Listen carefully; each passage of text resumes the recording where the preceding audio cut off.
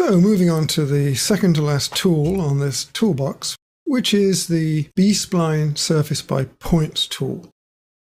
Now this tool allows you to build B-spline surfaces from point locations or line strings. Quick look at the tool settings window gives you an overview of the different methods you can use. And again, we have our standard control points through to cut more run. And we can select points by points and by picking line strings, all pretty standard. Now I do want to give you a little bit more information about these methods. The poles of the control net are defined by data points, which can be snapped to points in space or snapped to the vertices of existing elements. The through points method passes through the control points, but is interpolated between control points. There must be at least as many control points as the order, and as mentioned earlier, the looseness of the surface is controlled by the order settings, with 4 being the average order value. Next is least squares by tolerance. The surface here is approximated to the control grid in accordance with the tolerance settings. The maximum and mean deviation from the control net is displayed in the status line. Least square by numbers. The sum of the squares of the distances from the data points or vertices to corresponding points on the surface is minimized. Essentially, the surface is calculated by triangulation. If the maximum error exceeds the tolerance setting, the error value is displayed in the status line. And cut more run is a fourth order NURBS surface, which resembles the shape defined by the control net. A NURB is a non-uniform rational B-spline patch. Rational function calculations permit much better control over the derivatives of the curves. Let's look at a working example. Now we're looking at this set of lines here as our data points, and we're going to pick the tops of these lines as our control points. So I'm going to use the control points method first, with points as the input. And I'm going to leave the U and V direction as 4 and 4 for the order. You should note that the number of poles in the control net cannot be less than the order number.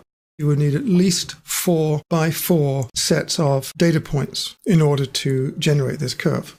You can, however, data point on more control points than the order values.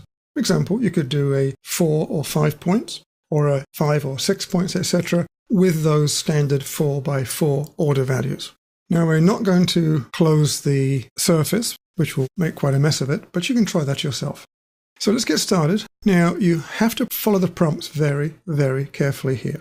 So do exactly as I do as you generate this surface. First prompt says, enter first point on row 1. Now we're going to use this row, and then this row, and then this row, and then this row. And the order of this is very significant. So I'm going to select the first point at the top of the line, and the next one, and the next one, and the next one. Now, having defined those 4, I now reset just once, and you'll see that automatically we have popped off the last data point, and it's expecting the next row. So now we do the next row. So pick on each of the control points. No reset at this point. Carry on selecting the tops of these lines, because the input is expected to be 4 sets of inputs for each row. So again, no reset. Go back and select these. Now, having got to the last one, now we reset. And here's our surface. Let's have a look at the surface. Let's use that as a starting point.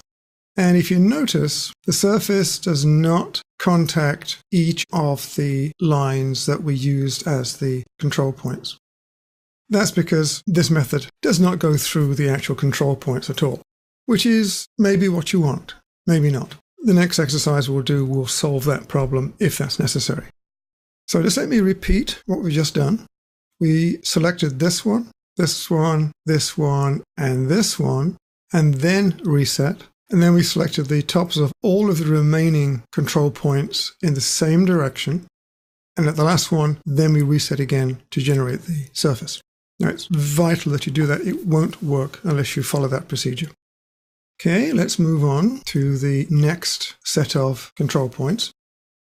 Now, this time I'm going to use the Catmull ROM as my surface, and the Catmull ROM will go through the data points.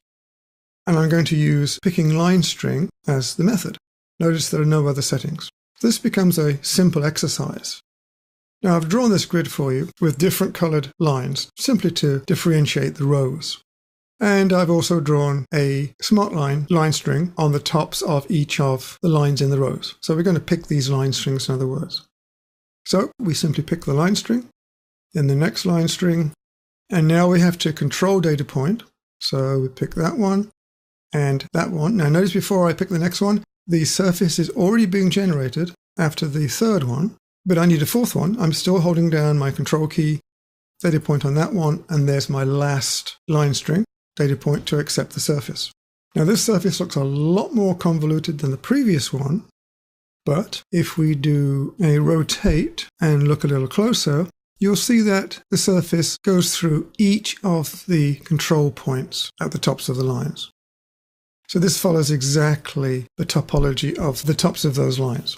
This may be exactly what you want to achieve, compared with this very loose surface here, which does not go through the control points. And as always, you can edit the control points anyway with the tools that we discussed in the previous videos.